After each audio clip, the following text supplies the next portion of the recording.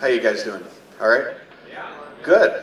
Well, this is a great example of lean startup movement at work. This event literally came together over the last 8 days, 9 days.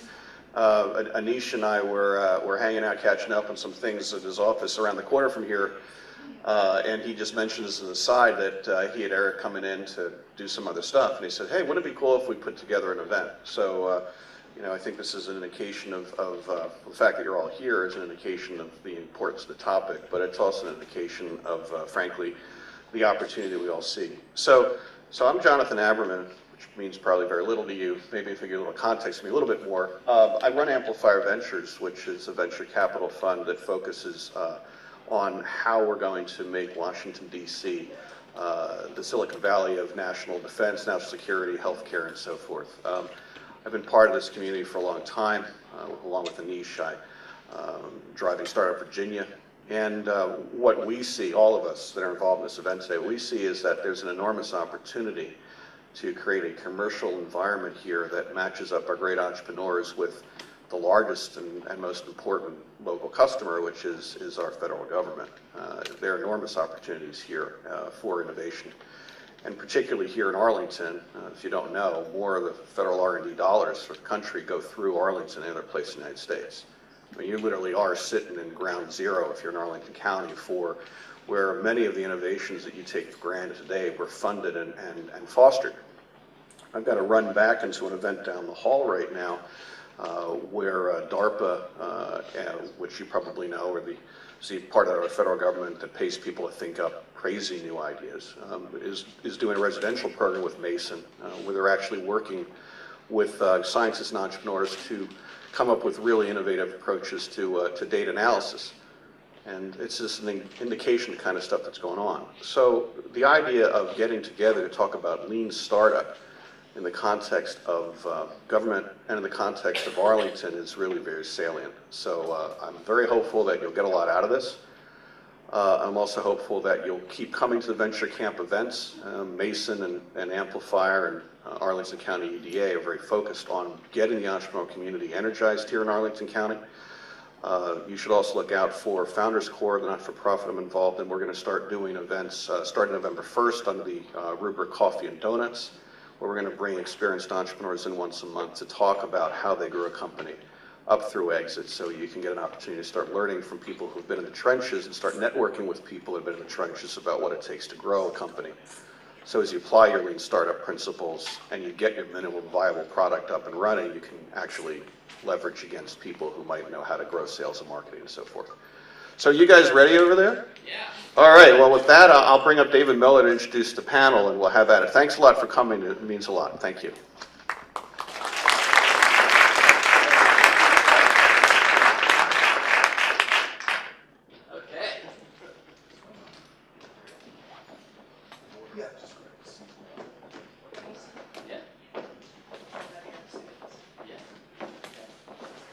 Well, I'm going to say thank Jonathan for welcoming you. I actually didn't hear what he said, but thank you for coming out to George Mason Founders Hall. I just want to really briefly talk a little bit about the lean startup movement and what's been going on here at George Mason, because it's an incredible honor and privilege for us to have Eric and Vivek and Anish and Bernadette here to talk about this topic. About 2 years ago, I was doing research on high-impact firms created by students, and I was looking at Stanford, and I started noticing Lean Launchpad.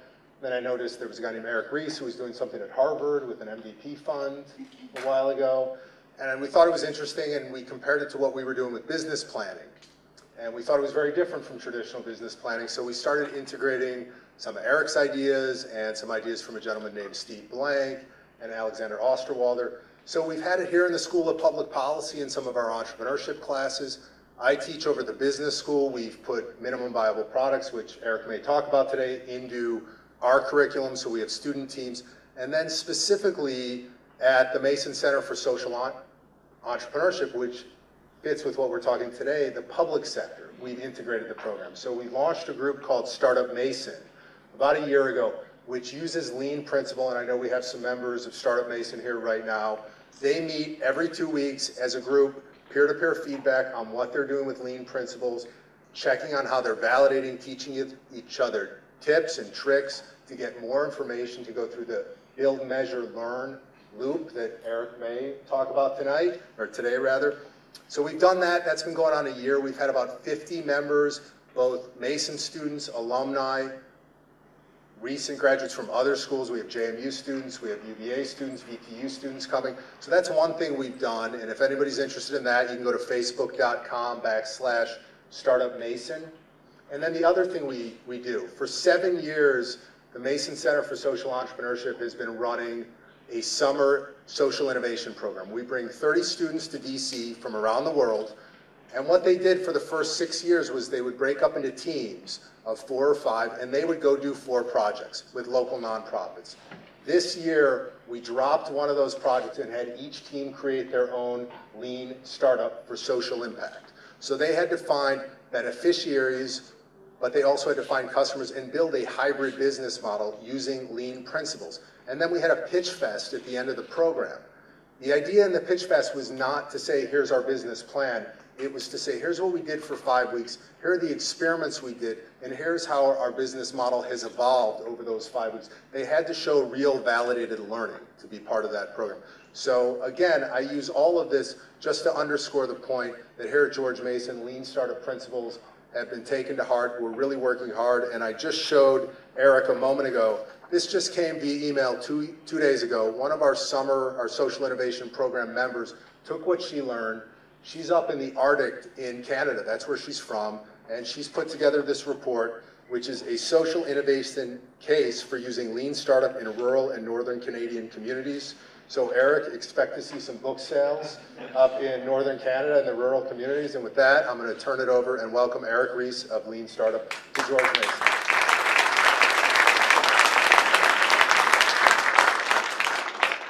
I appreciate that, and it's one of the most awesome and strange things about doing this for a living is to get to hear stories like that and to get to be here with these guys. And I want to save as much time as possible for the conversation because I actually hear myself talk all the time, and it's a little bit dull. Although speaking of things that are a little bit on the boring side, I just thought you'd enjoy this. I just came from the Supreme Court. I got to listen in to oral arguments on a very important case involving the defendant is found competent to stand trial in state court and is convicted, but then is having a habeas appeal in the federal courts and is found not competent to assist his lawyer in his own defense. Is it appropriate for the appeals court ever to issue an indefinite injunction to prevent the habeas case from going forward? It was riveting. And actually, very, very interesting, and I was thinking a lot, as I had some time to reflect that, at least here, when we talk about startups, the stakes are generally a little bit lower, so less pressure, but still basically equally boring. And I know that's not what people are expecting me to talk about when we say, okay, we're going to talk about entrepreneurship, it's cool, it's exciting, it's what you watch to see in the movies.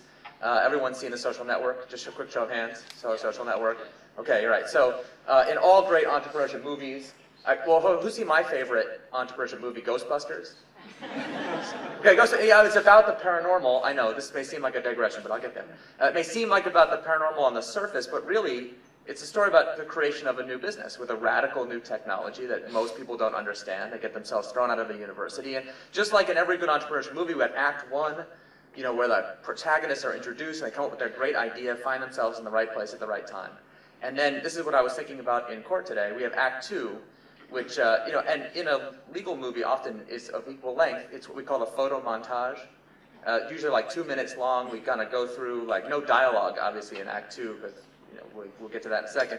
Just like pounding on some keyboards. Remember drinking the beer and Social Network, they write on those cool whiteboards with special pens in the windows that you get issued, I guess, in your Harvard dorm.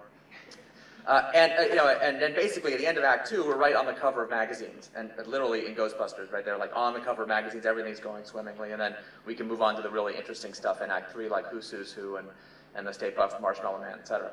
And I've been thinking a lot lately about Act 2 of the movie, because anyone who's actually been in a startup knows that every decision of consequence that actually determines the outcome of a successful new venture, whether in the Canadian Arctic or in DC or in Silicon Valley, every decision of consequence gets made during the photo montage. So how come it doesn't make it into the movie? I hope you see where I'm going with this. It's because it's too boring to be in the movie. So who's ever been in a product prioritization meeting? Go on, show of hands. Hey, who feels like that would make a great movie? right? It's really boring. It's trying to figure out, okay, which customers do we listen to and which do we ignore? That issue never comes up in Ghostbusters. It's always obvious. And if you remember, just like in all good movies, right at the end of Act 1 of Ghostbusters, they're literally out of money. Remember, they're down to the last dollar. They're actually eating the remainder of the petty cash.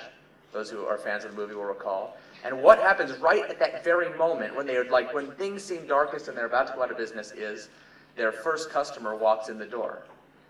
Which is really good timing if you think about it, just in the nick of time. And you ask yourself, well, why did the customer show up that day if you remember the plot of Ghostbusters? It's because Zool is invading Manhattan today, on that specific day. And you gotta say, gosh, Zool had really good timing. Because if it's 6 months earlier or 6 months later, there's no Ghostbusters. So, that's Ghostbusters the movie, but most of the entrepreneurs I meet, and this is what I hope we'll get to talk about today in more serious terms, are, as we speak right now, busy waiting for Zool.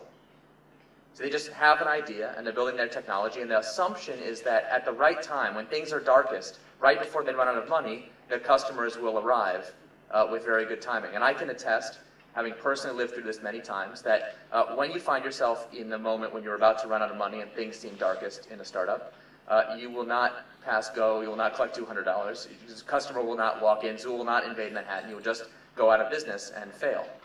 And not because the idea was too audacious or the technology was too difficult. We live in an era now where anything we can imagine can be built. So we rarely fail because we try something that is too difficult to build. Our more common problem is that our customers don't have the uncanny timing and good sense to have read our business plan and to behave accordingly. Instead, they expect us to understand their needs and produce a product that they actually want, which sounds really easy when you see in the movies, but you can tell who's actually an entrepreneur practicing as they speak because they have that look on their face like, yeah, tell me about it. I know. So that's what we got to talk about. That's what Lean Startup fundamentally is about. I'm an engineer by training, so when I got into startups and when I worked in companies, most of my career I was concerned with building the coolest technology possible. And my assumption was that all the business stuff would take care of itself just like it does in the movies. And it was only through repeated and painful failures that I found out that that is not a sufficient concern if you want to be successful as an entrepreneur. And yet, when I was looking for guidance, I want to figure out what customers want. What do I do? Do I ask them? Do I conduct out, really long, complicated market research studies? Do I do online testing? Do I do in-person testing? There was plenty of advice about the specific tactics, but what was lacking was an overall framework for making sense of what are the fundamental decisions that actually matter in an entrepreneurial context. What is the science of making those decisions? And I felt like the existing literature was not sufficient to help me figure out what to do, and so I wasted an incredible amount of my time making bad decisions. And what I wanted to do with the Lean Startup was to say, there actually is a framework for building things more efficiently called Lean, originally developed in manufacturing, and I found it very helpful in my own work. But Lean manufacturing and most business theory is concerned with building whatever it is that is specified as efficiently as possible. So everyone knows the phrase requirements, like in a requirements document. We treat requirements like they're holy scripture. Somebody hands us a requirements document. It's in the nature of the phrase. The thing is required to be built. I love the passive voice in this situation, right? It is required. By whom? Not by an act of God, but because we made an arbitrary decision that we think customers might want this thing. And then we just go ahead and build what's required very efficiently. So we're very often, very efficiently building something that nobody wants. And meanwhile, bragging that we did it on time and on budget. And my question in my career was like, wait a minute, if we're building something that nobody wants, why would we be proud that we did it on time and on budget? It's like we're driving a car straight off a cliff, but we're bragging about how we get outstanding gas mileage, and we're right on time. Right? Going right over the cliff just when we said we were going to. That doesn't make sense. So instead, let's not view what we're trying to do as a set of requirements. Let's view it as a set of hypotheses in the scientific sense. Let's say we don't know yet what's going to work. We don't yet know if we're on the right path to a sustainable business. But for God's sake, let's try to find out as quickly as possible. And that's where all the specific techniques of Lean Startup, like minimum viable product, like the build, measure, learn feedback loop, like split testing and continuous deployment, all those tactics are fundamentally designed to answer the question, are we on the path to a sustainable business? And that means that they necessarily require dealing with the boring parts of entrepreneurship, which brings me back to what I was thinking about this morning in the court. That the exciting parts of entrepreneurship, like how to come up with a great idea and how to divide up the spoils and what kind of car you're going to drive after it's successful and how you want to look in your magazine profile. Believe me, I spent a lot of time thinking about those things. And I know that we all will, but none of those things actually matter. What matters are questions like, how do we know that we're making progress? This is a question that drove me crazy as an entrepreneur because I felt like that, I had a business card and it said Chief Technology Officer on it. So that meant my job was to create technology. And if I had a day of work where I created a lot of good technology, then that was a good day. I felt like I was making progress. But I kept having the experience, as I said before, of having great technology be thrown away because it was the wrong product. And I said, well, what would it look like if I reframed my job as a scientist? As saying, well, my job is actually to use technology to answer fundamental questions about the kind of business I'm trying to create. And that created some very uncomfortable scenarios, like, wait a minute. Like one time I built this product that nobody would download. So I was really proud that it didn't crash anybody's computer. As an engineer, that was my main concern. It was buggy. I was worried that people downloaded it would crash their computer, and I was actually relieved when it turned out that nobody would because nobody wanted the product at all. And then I was like, something's not right with this equation. That doesn't strike me as correct. My goal wasn't to do this to prevent crashes. My goal was to actually help customers. So I started asking myself, well, what would have been required if I viewed this as an experiment rather than as a requirement? I said, what would it look differently? And one of the questions I asked was, if my question was, will customers download this software, how much software was required to be built in order to answer that question? Because if customers won't get to the first minute of the user experience, does it really matter what's in minute 10 or hour 15 or how many bugs there would be in the 97th screen? No, it doesn't matter. So I said, well, is it possible that to the company, we could have achieved the same value from a single web page with a giant download button on it as my whole piece of software that nobody downloaded? Would we even have needed page 2 where we apologize that the software is not yet available? Or could we have just left that as a big 404 with a counter? And if you think about it, if no one's going to download the software, it really doesn't matter what's on page 2 or page 10 or page 500.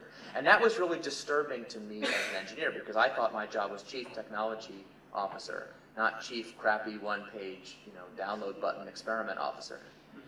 But that's what entrepreneurship requires of us, to re-examine what we think our job titles, our functional specialties, our sense of professional identity mean. Because the real job title of an entrepreneur is to just do whatever it takes to make the company successful.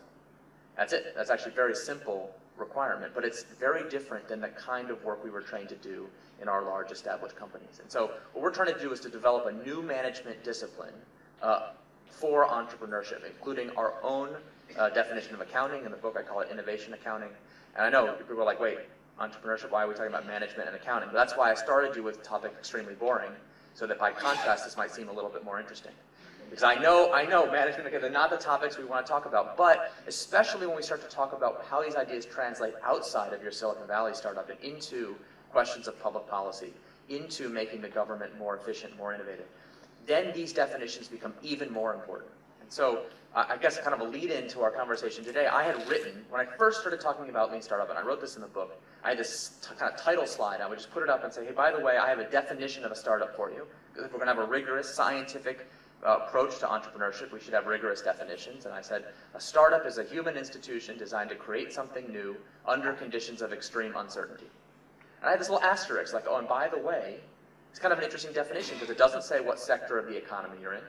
It doesn't say how big your company is. It doesn't say what industry you're in or even what the thing you're trying to build is. None of those things are actually fundamental to the practice of entrepreneurship. And therefore, I kind of made this deductive leap. It should be possible to do this Lean Startup method in organizations of all sizes and all types. But I didn't actually know if that was true. You understand? I only ever worked in small companies in Silicon Valley. That's my background. So it was actually kind of a surprise when people started to take me up on what they perceived to be a challenge. Say, okay, well, if that's true, then here's what it would look like in some very different organizations. And actually, the past year, I've had really the privilege to see more and more people take these into context I consider to be far stranger than the Arctic tundra, by the way, like the United States federal government. And so I'm actually really interested to have that conversation. I don't want to belabor the point anymore. I really appreciate the welcome, really appreciate the chance to do this set, and thanks to our hosts and to GMU and really to everybody who helped put it together. So anyway, really nice to meet you and look forward to the conversation. Thank you. Thank you, Eric. My name is Anish Chopra. I was the President's Chief Technology Officer. And what we'd like to do in this phase of the conversation is to have a few remarks from our guests, and then we'll have David back up to moderate a discussion. I had the pleasure of meeting Eric in, I think it was December of 2010. I might be off by a few weeks. And the circumstance was the creation of a new startup in the federal government. In the passage of Dodd-Frank, we would create the Consumer Financial Protection Bureau, a brand new agency that would actually have the features of a startup. Now, it was a merger of existing functions and features across various departments and bureaus of the existing Treasury, Federal Reserve, and other portions, but it would operate under a new set of requirements as described in the law. And I called Tim O'Reilly and asked if we could gather a group of folks from Silicon Valley who could help inform us as we think about the operating philosophy going into this new bureau. And we brought my deputy at the time, Eugene Huang, who was going to be dispatched from the White House over to CFPB as their interim CTO during the upstart days. And so we were on a fact-finding mission, and Tim said, well, of course we have to have Eric, and we have to have a few others. There were leaders from Amazon, LinkedIn, a number of other very successful firms, and we immediately got into a conversation, and Eric really sparked the conversation in a way that I hadn't anticipated. I was describing one of those requirements. The requirement was that the new bureau would establish a call center and or website and related communications tools to answer any question the American people would have on any financial product that they were worried might be maybe going through some, not fraud per se, but giving them some trouble that might merit some investigation. And that the law had an assumption in it that some X million Americans would place calls, so they need to hire Y number of customer service agents in response to the proposed or to the expected phone call rate. And Eric raised the question and said, why can't you just do an experiment, say, I don't know, in San Francisco, where you test out a Twilio phone number and you see whether or not folks actually call and why they call and the nature of their problems to understand what level of staff support you need to answer them. If nobody would call, well, that tells you, how you want to set up the operating environment. Or if folks are going to call and they're really complicated issues, you might want to staff accordingly. But don't just build this one national framework. And we're like, whoa. But that was what the law required. Now, we didn't necessarily come back with a solution to the phone call problem, but we thought Eric was onto something. And we examined the question as to whether or not we could experiment, issue a hypothesis on something that was also in the law, but may not be as complicated as that particular provision. And the provision that we settled on was the issue of simplifying the mortgage disclosure form. If any of you have purchased a home, you know that you've got just mountains of paperwork at closing, and it's sort of confusing. What is this supposed to mean? How do I know my rights? What do I do? So the law required that the new bureau essentially consolidate multiple forms into one form and to simplify the whole thing so that it can be explained maybe on a sheet of paper, maybe two. But the law set a regulatory date like 2 years from when the bureau was to be launched for this form to be introduced. Now here's a great place to start because we weren't messing with financials, buying, hiring staffers and the like. So the team at Consumer Financial Protection Bureau launched their minimum viable product, a website called Know Before You Owe. And the idea was very simple. Experts in the public had already identified two very simple versions of what these forms might look like.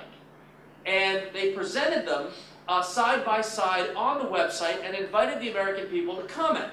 Which one would you prefer? And then in equal parts, tell us why you didn't like the other one or why you liked the one you did. And we would run this experiment half a dozen times.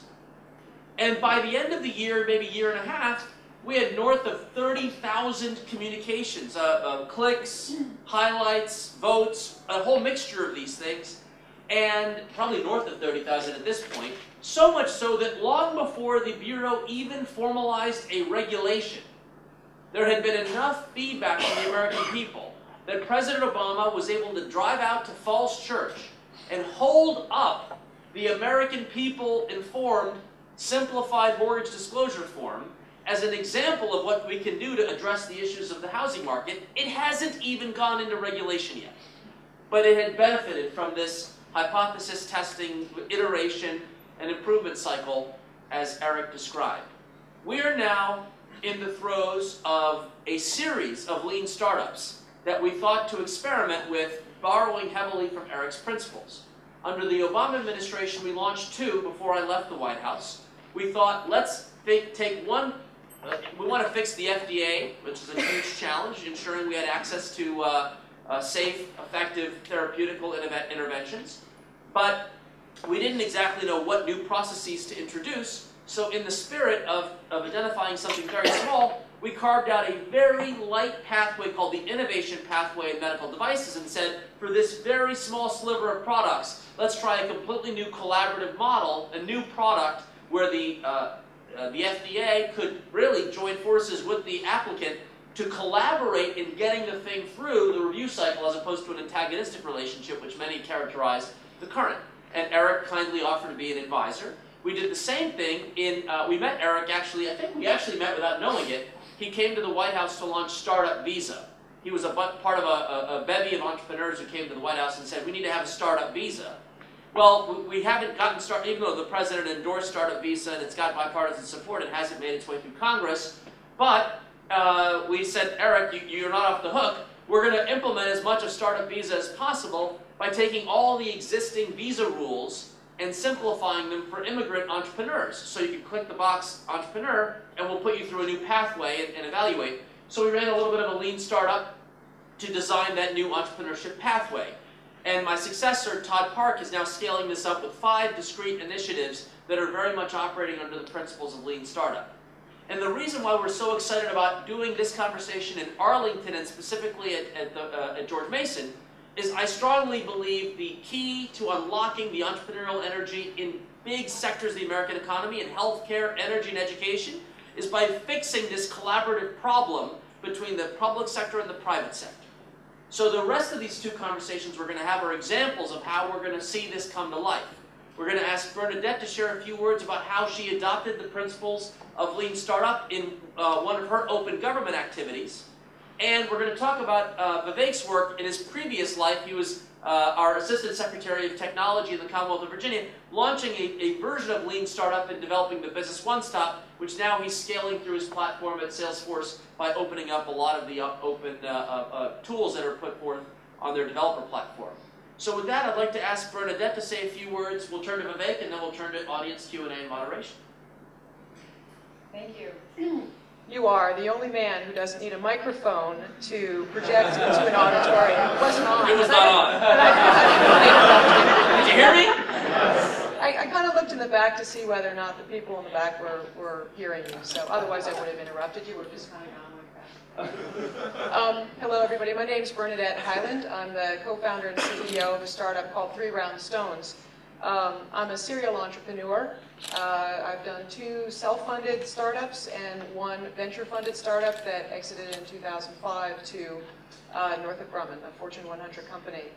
And the work that we do today, and hopefully I'll get a chance to explain it a little bit more, is in large part we're a data platform company. We produce a commercially supported open source data platform to allow organizations to publish data on the web or behind a corporate firewall. And we've been very active in the open source community.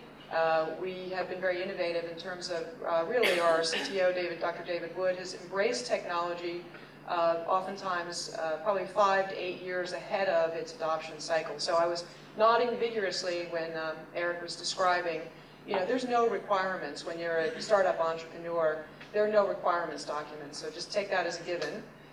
Also, I had a laugh, and it's just a personal anecdote. I can't count the number of times that we've gone in to negotiate what was going to be a multi-million-dollar deal, and then we're scrambling for loose coins in the console of the car to pay the parking ticket to get out. Or at one time, actually, was one of a string of stories where we were out of cash, and we had a development team of about half a dozen people, and I was in Australia at the time where I started a company and led one for 7 years. And they have a very unique and different relationship, Australians, with their government. They actually really like their government and work very closely and are very supportive of it, which is really quite different than American entrepreneurship, but that's another story. But Toowoomba City Council, a city council in Australia, called us when we were completely out of money and said, we have $12,000 that we need to spend. The money's going to expire on September 30th. And we'd really like to pay you for this to get some consulting work from you in, early part of next year. So I got on the phone and I just sort of hummed and hawed and said, well, that's really not really our corporate policy, but we'll make an exception for you. And then I hung up the phone and jumped around and said, great, we can make payroll this fortnight. So yes, much of being a startup CEO or founder is getting through those difficult times, working without a requirement specification. As seasoned entrepreneurs, when I read Eric's book earlier this year, many of the principles were being already employed, I would say, informally. But what his book gave us was the ability to articulate, build, measure, learn, and now we commonly use that terminology amongst the management team and all understand what we mean when we use those terms. So that's been very, very valuable. So we routinely use minimal viable product and pivot rapidly. And it's all kind of okay because we have a book that we can point to and say, he describes it in this book. But very briefly, sort of the key point that I want to make to people who are either entrepreneurs currently, and probably I hope will agree with this, or those who are considering being entrepreneurs, is that time is of the essence. The thing that is in shortest supply is time. And I think Eric's book gave us validation to say, if you even pursue the wrong thing for a quarter, you're stuffed. And it can kill a company. If you're a venture-funded company, it'll become quickly apparent, even in a quarter, you're going down the wrong path. So that's a very, very important point to recognize the scarce resource is time. Developers are very expensive. They're hard to come by. Good salespeople are very difficult and hard to come by. So as a CEO, you have to be very quick at getting those people productive. And our focus in our company, and professionally, I started life as a R&D engineer at HP and later IBM, and eventually at Goldman Sachs. And in the financial services industry, what they're perpetually dealing with are issues around data operability or lack thereof. And they need data. We all need data to make decisions. Whether you're the UN, Food and Agriculture Organization, to figure out issues around food scarcity, or you're Goldman Sachs trying to figure out exposure to mortgage-backed securities, you need data to make good decisions. If you're a policymaker in government, you need good data. And so our raison d'etre as a company is all around getting good data out there. And we contend, and hopefully we'll pick up this thread a little bit later, that government has a terrific amount of data that they're uniquely positioned to collect and to curate. And we as taxpayers have paid for that data. And they're locked up in silos, just as it is in corporations. And so if we can help in our work that we do with government, federal government agencies, is who we primarily work with, to help surface that data, make it available. A lot of times they're collecting it from states or tribal regions and territories. But if we can help the data curator at, say, the US EPA get this data, clean it up more easily, leveraging a web form, and be able to publish that data rapidly as it changes, that's really wonderful input for entrepreneurs who might be interested in building an application that analyze toxic releases into their local environment or their local community, or how much mercury is being emitted out of nuclear power plants, because the EPA collects that information.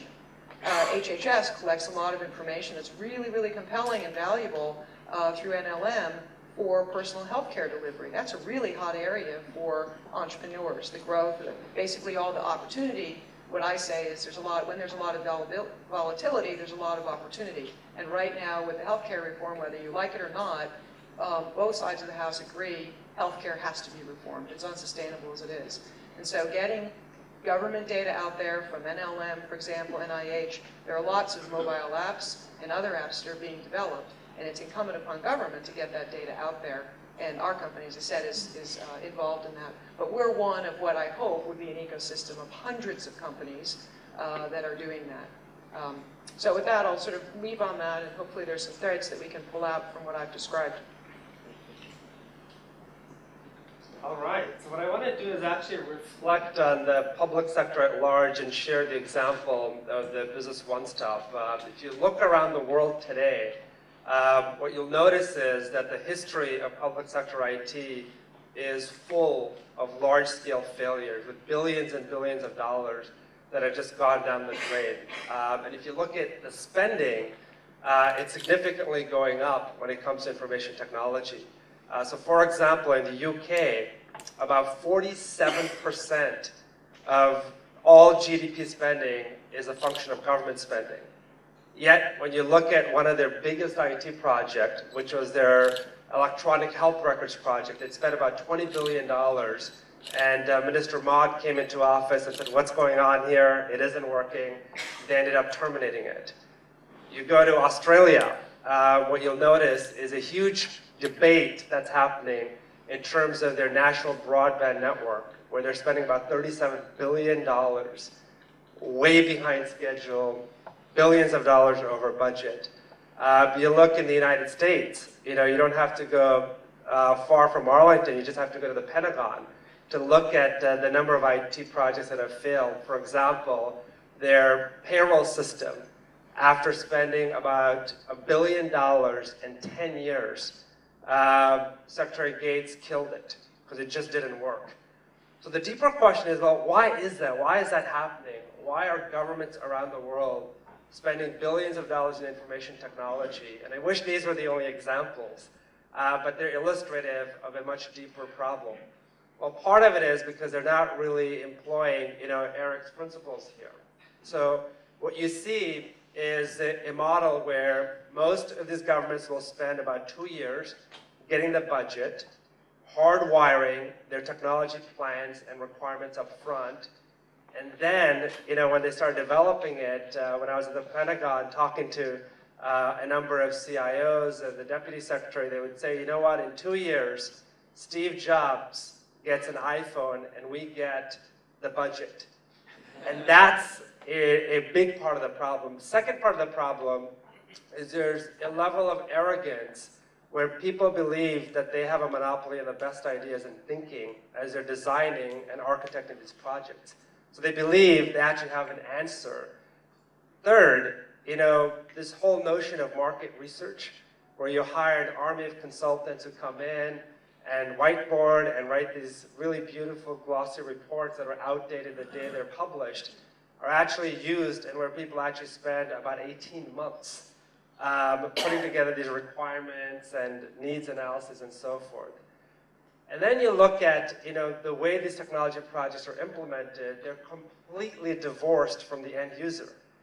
The end user isn't brought into, looking at the project until they launch version 1.0. And my view has been that version 1.0 is exactly what you don't want. That's what you should be striving for, is 1.0 should be what you don't want, yet in government, the default is that 1.0 is sort of this big bang theory of an IT project that you want to go after. So you look at also the way people approach technology in the public sector. Unfortunately, most people think about it in the context of hundreds of years, right? So how do you deploy something that's going to be implemented like an institution, like a building, that will last, a couple hundred years, rather than saying, look, most of the companies that were started don't exist anymore. There's natural sort of Darwinian pressure in terms of innovating. So whatever plans you lay out and architecture that you have is going to be pretty irrelevant the day you finish writing it. So an example in terms of what we were doing in Richmond, both Anish and I worked on this project, the Business One Stop, where the governor wanted to simplify access to resources in the state of Virginia, but also business formation. And I vividly remember the first meeting I had with a technology team that would work on the Business One Stop.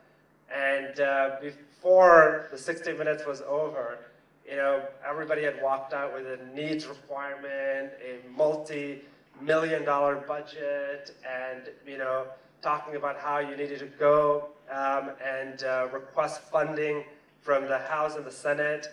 And we realized that that wasn't really going to work. and we wanted to do it in a much more agile way. So we decided to change the people that were in the room, and began by bringing in, people like Terry from Arlington County Economic Development and Jack Belcher, who's the CIO here, but also recognizing that the state is extremely diverse, that Arlington County alone doesn't really represent the entire state of Virginia. So we went to other jurisdictions, brought the people who are managing the systems at the local level, plus small businesses, that had gone through a painful experience of actually dealing with the federal government to get the EIN number, dealing with the state of Virginia and then the local government. We said there's an amazing opportunity to actually abstract, federal, state, and local governments and prototype rapidly. And so we built a cadence that was literally internally within the government was around 72 hours, and externally meeting with our customers once a week minimum, where we were actually engineering and building this with the customers rather than saying we have the monopoly and the best thinking here and we'll just launch it in sort of a big bang approach.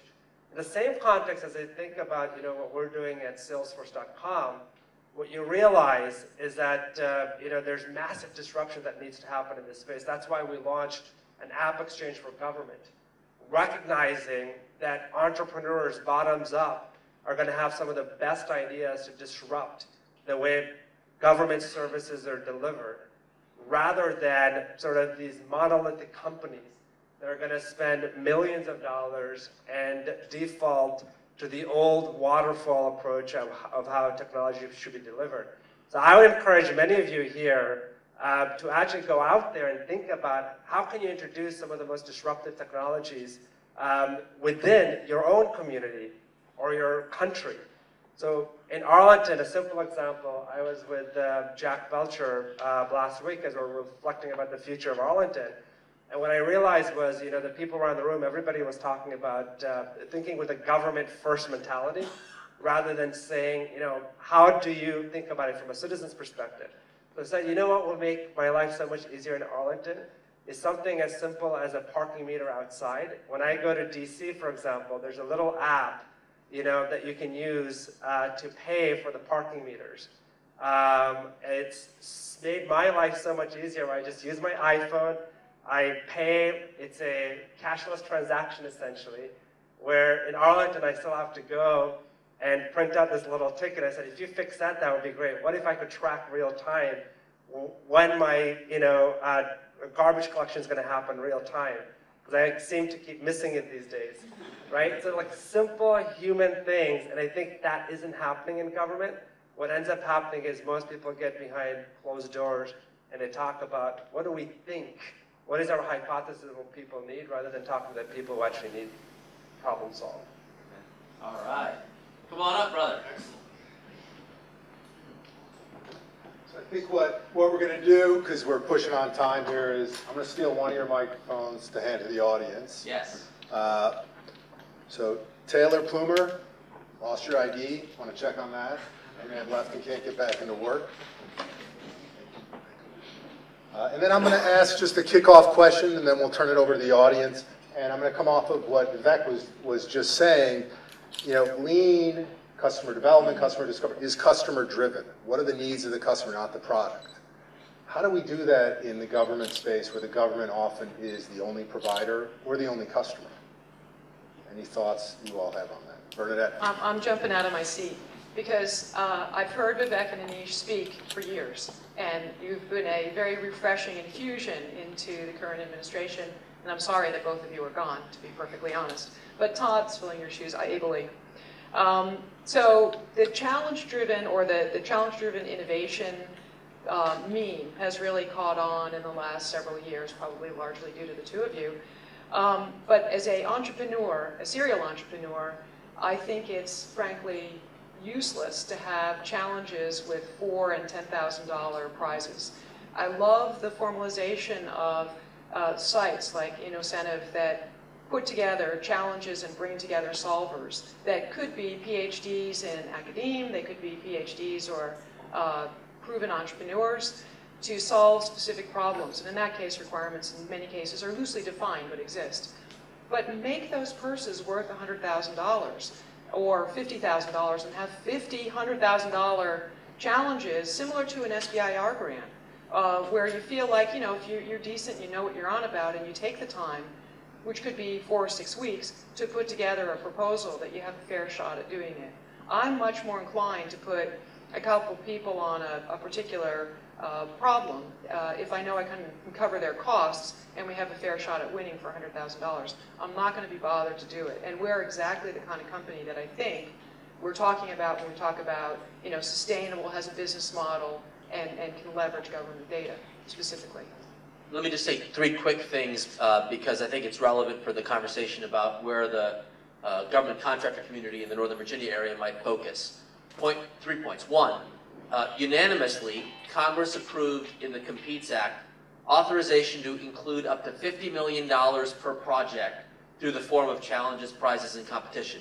It is now incumbent on the agencies to take advantage of that authority. And the first agency is HHS. They set aside $4 million, and they have put more resources. They're less than $3,000. They're more of the $50,000, $100,000 to solve big problems. So that's point number 1. Point number 2, we're actually moving procurement.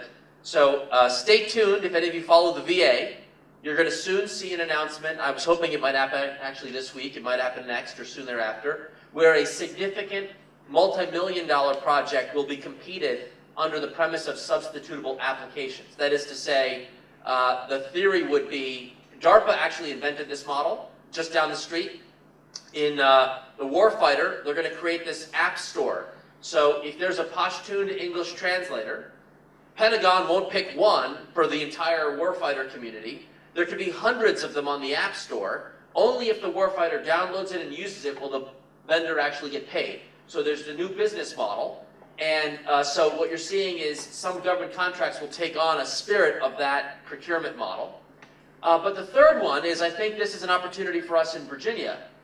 We designed the new health reform law where a business model might emerge in enrolling people in health insurance. So right now, the way you enroll in Medicaid is you have to visit the Arlington Department of Social Services. You have to.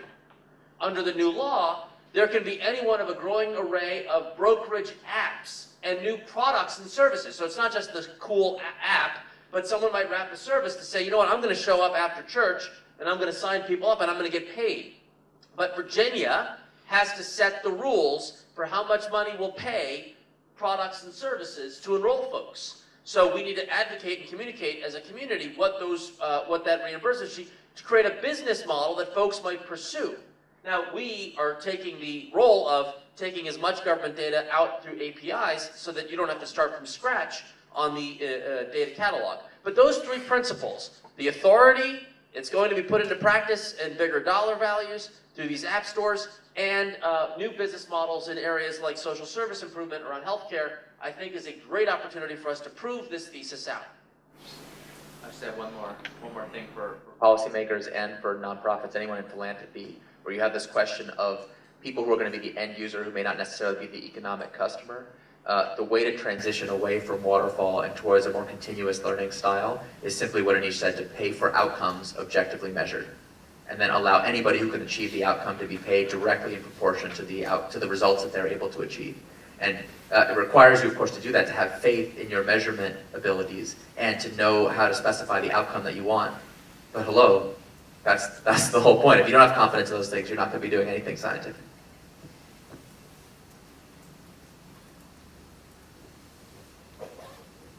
I had a question, please, for Eric. It's a question about East Coast culture versus West Coast culture. I noticed you went to Yale for your undergrad, and then you end up in kind of wild side Northern California, Silicon Valley. By chance, I went to Yale for a couple of years, and then I ended up in Santa Cruz, UC Santa Cruz, very wild kind of place. And here, when I first got to DC and I had a startup idea and I was working for a .com, I heard someone tell me, well, welcome to Washington. It's the place where even the liberals are conservative. So what I'm asking is, do you think that either the East Coast culture or the somewhat wilder West Coast culture might be more in line or in sync with the principles of your lean startup, or maybe neither one is, or each one is in some ways and not in others? Well, I think we have to be really careful when we look to cultural explanations. It's very easy to be overly broad, overly general. So here's what I would say. If you look at the academic literature on the development of successful startup ecosystems, you will discover that cultural factors matter a great deal. And actually very frustrating for policymakers that having a pro-entrepreneurship public policy, it's not about building huge research clusters and building big grants. It's often not the really expensive, relatively easy to procure stuff, but a lot of these softer factors around, are you welcoming of diversity of various kinds into your community? Are you willing to tolerate failure? Are you willing to cushion the costs of failure? So it kind of scrambles a lot of our liberal, conservative, pro-growth, pro-whatever, those labels don't quite fit because things that you might otherwise think of as, are not usually thought of as pro-growth, like making it so that if you are to start a company and you fail, you don't lose your family's health insurance. We don't usually think about that in economic terms, we think of it in moral terms, but actually if you want to have a pro-entrepreneurship public policy, you have to invest in mitigating the cost of failure, both professionally, culturally, and economically. And if you look at the studies, there's a magic bump in the per capita entrepreneurship rate right when people turn 65 in the United States, but in no other countries. Not because people magically become more entrepreneurial at the age 65, but because they become eligible for Medicare in that year. So if you're willing to look at these softer factors and really take it seriously, yes, there are things we can do to create the culture and community around startups that we need. But we have to be very careful about what those things are in particular, because if you also look at the academic literature on personality traits and factors that make you more likely to become an entrepreneur, things like, they have this funny academic jargon for these things, like one of them is inability to correctly assess risks. One is called, I can't remember now, it's basically like ability to ignore inconvenient truths and things. It's very funny. And if you measure people on those spectrums, those factors make you more likely to become an entrepreneur. But then if you look at which factors are inversely correlated with success, once you become an entrepreneur, it's exactly the opposite. Right? So ability to ignore inconvenient facts, very useful in getting you into the problem in the first place, but not as good when it's time to plot strategy to get you out of the situation you got yourself into. So every factor can work for you or against you. Brad Feld has a new book out called Startup Communities, which is really good. Outstanding book about, okay, if you want to foster a startup community in your specific, wherever you are, how can you capitalize on the strengths of your culture to bring startups and startup investment in there. So I do believe it is possible. It's very easy to say, oh, in Silicon Valley they have this, in that, but actually everywhere I've been where there's a burgeoning startup community, you can find these same common factors. It can be done. And we've got a question right there, and I would just add on there, only because it was one of our colleagues, Richard Florida, Rise of the Creative Class. I think it's the 10th year anniversary about communities to go along with Brad Feld's book. Thank you. My name is Jojo Dachinkeri. I'm a faculty in School of Public Policy. So I connected very well with comments about reframing and the question about the difference between, is there a difference between the East Coast and the West Coast? So I wrote a book called Appreciative Intelligence, and one of the components is reframing. And what I did was study entrepreneurs, particularly in Silicon Valley, and found out is there anything unique there. And I found that many of these entrepreneurs, as you, Rick, pointed out, when in times of crisis, they reframed and they saw an opportunity and saw something positive.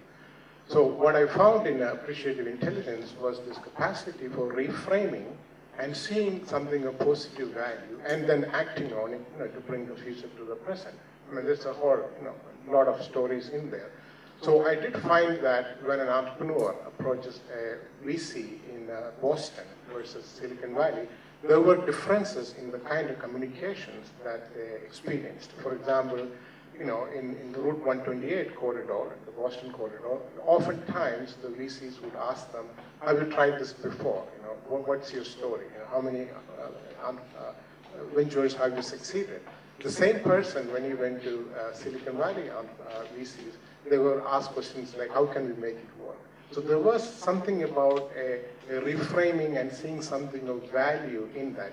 And that was very consistent. So that's how I developed the concept of appreciative intelligence. But coming back to the thing about reframing, I find that in DC area particularly, the folks who are able to reframe are not necessarily working towards that. For example, the stories you've shared, these were individuals who did some reframing and come up with something of value. But the nexus between the government and the private sector here, the Northup and Goose Island and Lockheed, etc., many of them who are able to reframe, they don't because they get those requirements from the government. So there is a system in place that is sort of anti-reframing. Unless a few folks like you and others, kind of on a sporadic basis do the reframing. So my question is, what can be done to create sort of a systemic approach to allowing people to reframe? Yeah, thank you for that question. It's really important to understand, especially the work that Vivek and Anish have been talking about. In order to do this, it requires executive leadership and, as you said, systemic changes. It's not about one-off entrepreneurs going under the radar, coming up with clever solutions. I mean, that's happening in every organization all the time. That's a good thing that happens, but we want to have organizational designs that actively support those entrepreneurs rather than snuffing them out. In the book, I draw a diagram I call the startup way. And it's basically a pyramid where the base is accountability, then process, then culture, then people. And normally when we think about fostering entrepreneurship, we want to go top down. We say, let me find a super entrepreneurial person, and I'm going to foster an entrepreneurial culture by putting up posters that say, everybody be more innovative. And then we'll have a conversation about process, waterfall, or agile, but we'll use the same accountability systems that we've always used, denominated in the vanity metrics that we expect our general managers to be able to hit. And that's exactly backwards from what actually works. First and foremost, that's why we have to start with the boring stuff like accounting. First, we should set the accountability paradigm. What does success look like? What can be achieved? What is the appropriate timeline? So if you look at these projects, like the one at FDA, the one at USCIS, the projects in the White House Innovation Fellows Program, they all have a fixed timeline and have specified what the outcome that's supposed to be achieved is. Then they put cross-functional teams on those initiatives for that amount of time and allow them to develop a new process. When you change the process, you make it possible to develop a more innovative culture, which is what allows you to attract better people. Or often just to unleash the talents that were latent in the people you already have, but you've been busy actively suppressing all this time. So there's a lot of detail in each of those layers to how do you get those structures right, and the details do matter. I mean, we're not going to get into too much of it now, but just to say that it is possible, but it requires carving out that kind of alternate space to allow these things to happen. They don't happen on their own, and you can't just put up posters. Two more quick questions. Yeah, Asad Ali, former GMU student, and currently work for Lemur IMS as a startup. My question is more around, so I went to George Mason, right? And I took the new venture creation. Unfortunately, I didn't have Professor Miller. I had somebody else. But when it comes to, we talk a lot about government here today. And I was kind of bred through George Mason that, hey, when you graduate, it's time to go to the Booz Allens of the world, the Northrop Grummons, the government contractors in the area. And then you get kind of smacked in the face, right, when you're like, oh my God, there's this whole new world out there with entrepreneurship. And I don't know, we kind of caught up now with the venture cap, but my question is, how do we transform that, right, from when I was a freshman to understand that there is a lean way, right? There's a way that you can go and you can do your own thing, right? You don't have to fall into the paradigm of going and working for these contractors, because what you see is a lot of the professors are working for these companies, and it's kind of, I don't want to say biased, but unless you have a Professor Miller at a school right here, right? I went to George Mason, you don't learn about disrupting industries, right? I wasn't exposed until I met Jonathan Pirelli and Evan Burfield and these guys, and I just got lucky because my first boss at Best Buy happened to start his own company, right? What happens to the people that aren't as lucky, and how do we change that when it comes to the education system on, hey, it's not all about government, but there is other things out there, and you can go stand on your own feet and can start something that can change everybody. So one comment I'll make is getting some big company experience early in your career can be very helpful. So we see a big, rah-rah to go there, be an entrepreneur as soon as you graduate. And I think sometimes that might work. It certainly worked for Mark Zuckerberg, but it's not necessarily entirely realistic. From the perspective, it's helpful to know how government works. So as a startup entrepreneur, we have half of our business with federal government recognizing the sales cycle is going to be 18 to 24 months. We have the other half of our business with private sector realizing we can innovate for them. They're asking us for things that are really pushing true R&D, emphasis on D. And we do that in 4 to 6 months. So the government is more, as a small company, gives you that, that ability to have a contract for 3 or 4 years.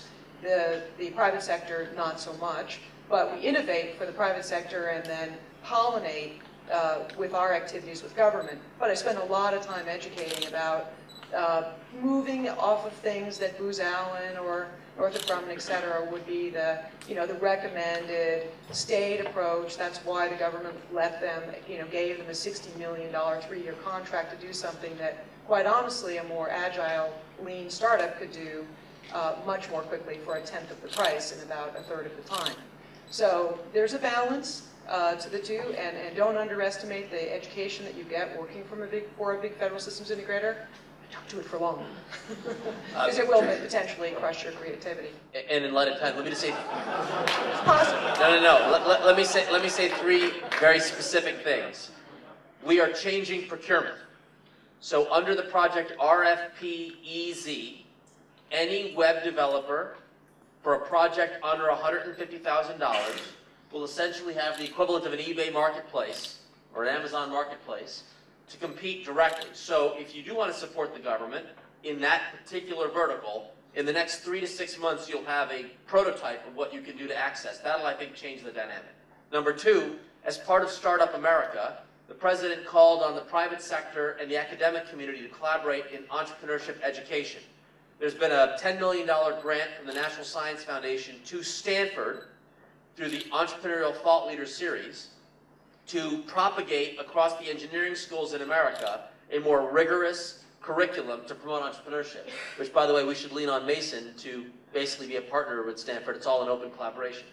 And 3, McKinsey did a study that said the big sectors of the American economy that have not achieved job growth and productivity growth, they saw the link: healthcare, energy, education.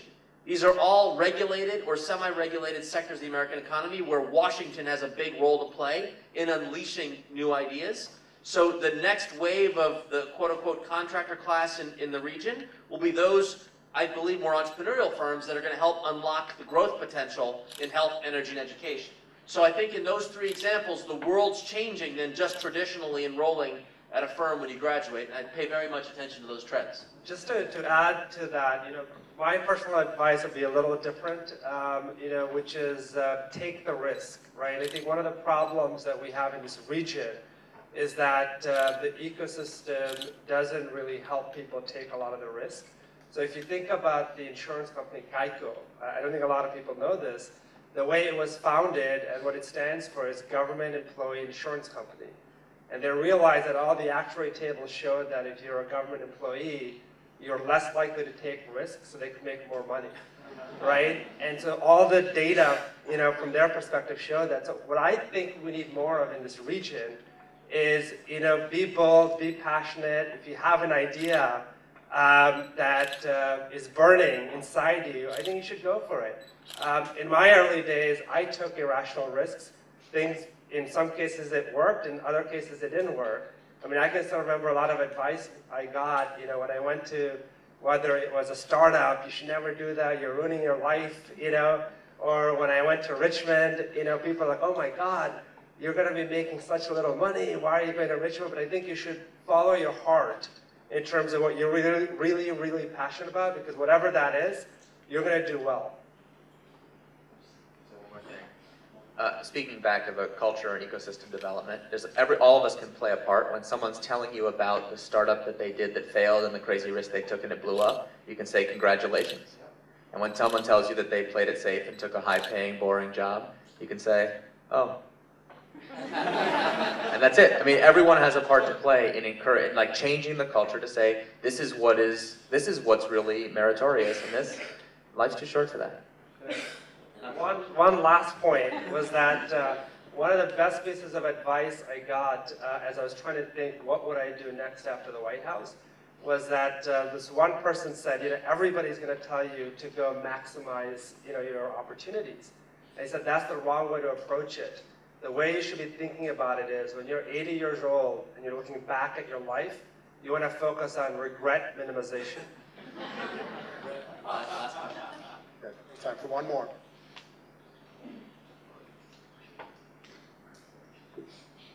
Hi, Kendrick Jackson from In the Capitol. We are a media site that covers sort of the view from in DC, entrepreneurship, technology, education, and politics and crazy city life.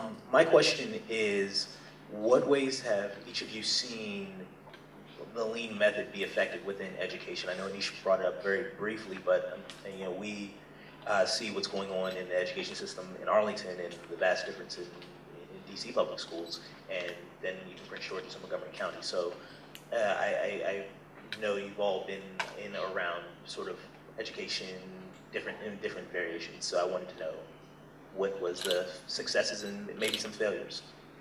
Thank you. I'm happy to go first because I care deeply about this subject. When I was in the governor's cabinet in Virginia, I was allowed this $3 million productivity investment fund, which gave us the freedom to try new ideas under the spirit of lean.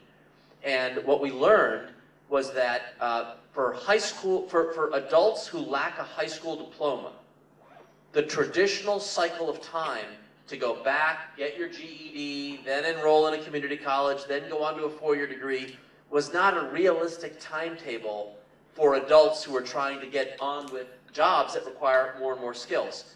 So we invented a new product called Plugged In, and plug with a capital GED, Plugged In. We invested about $120,000, and in less than 90 days, we developed a brand new curriculum in Southwest Virginia. Two Northern Virginia tech firms, CGI and Northrop Grumman, opened up tech centers in Lebanon, Virginia. And a lot of folks down there lacked a high school diploma. So it turns out quality assurance and software testing is an area where one could enter with maybe less than a college degree.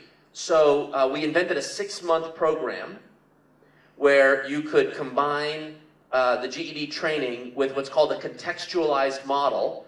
You would learn how to code, get an IT certificate from Microsoft. They have an IT academy. We kind of blended these things together, built the curriculum, deployed it. We now have over 150 graduates, and Governor McDonnell, who followed Governor Kane, has scaled that program so that each of the superintendents in Virginia schools, including Northern Virginia, this year can apply to create a plugged-in program for their own community. So it's scaling naturally. And I just was talking, they launched their most recent class on quality assurance. It just kicked off this past week in Southwest Virginia. So I have hopes that spirit of what's the customer need? You got a new customer down there. How do you iterate, improve the curriculum, get better, get better? I hope that has an example we can do to fix our educational system. I think it's a critically important area. I'm very interested in being involved with it. I was actually just last week at the Imagine K-12 incubator in Silicon Valley, which is all education-based startups, and have done work with New Schools Ventures and a lot of groups that are trying to help startups get into education reform. And what's really interesting is when you see entrepreneurs go into an education situation, they say, well, it really ought to work like this. This is a more reasonable, it's like, that's going to be the end. That's already, whatever comes next, doesn't matter. That's a startup that's doomed. But when you talk to entrepreneurs who have actually gone to the place and spent time with parents, with teachers, with students, who have identified a specific problem and then really try to figure out, how do I test this hypothesis to find, it's like this very complicated Venn diagram, the overlapping solution that can work with all of the different stakeholders simultaneously. Those are the entrepreneurs that are going to absolutely have a tremendous impact on education, because although it's very difficult to get started with an education startup, education solutions, as Anish was talking about, are fundamentally scalable because the problems are deeply similar across many, many, many organizations. And precisely because it's hard to start, when you find something that worked and you figure out not just how to make the product work, but how to sell it, how to convince people to try it, how to get it embedded in a community, once you figure out that model, then you have really a greenfield opportunity to go in and have massive impact. So I think we're on the cusp of a real revolution in education, really at all levels, as people bring these disruptive technologies to bear and new business models and all this stuff. But we're still on the flat part of the S curve. We haven't seen the impact yet, but we're about to. It's a very exciting area. And maybe if I could just wrap on this last piece, because I think this is a good point about the purpose of today and where we go from here. Simultaneous to this session, my successor, Todd Park, is convening the Open Education Data Palooza at the White House right now. in January, before I left, Arnie Duncan and I announced something called the Open Education Data Initiative, which said we were going to inspire app developers to build on the Learning Registry, which is tagged online content. We committed to opening up personal education data the way we did in healthcare with Blue Button. We called it the My Data button, and that's being prototyped.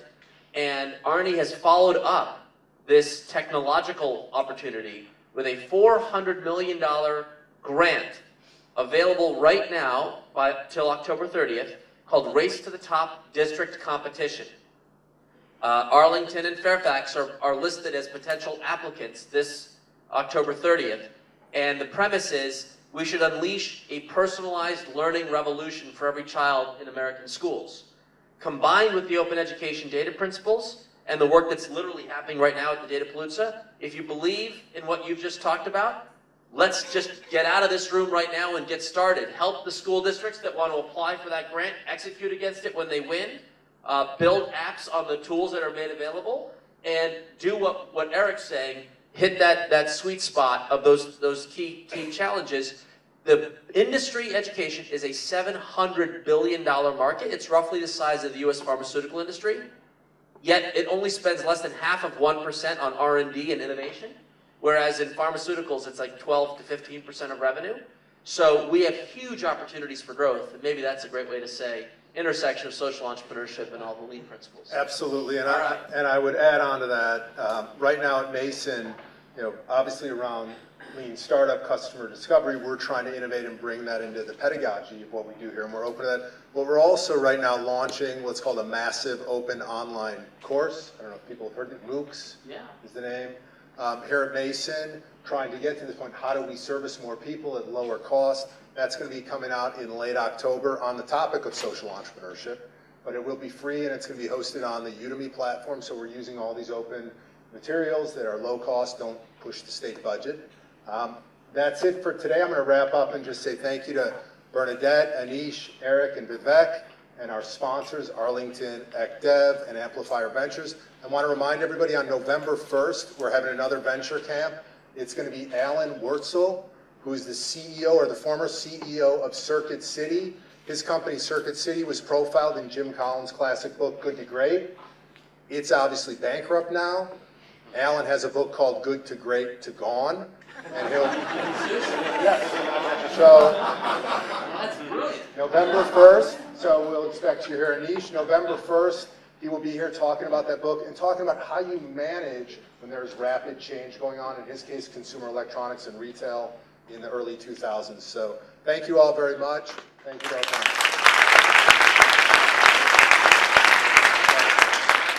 And there are lean startup books available for purchase outside.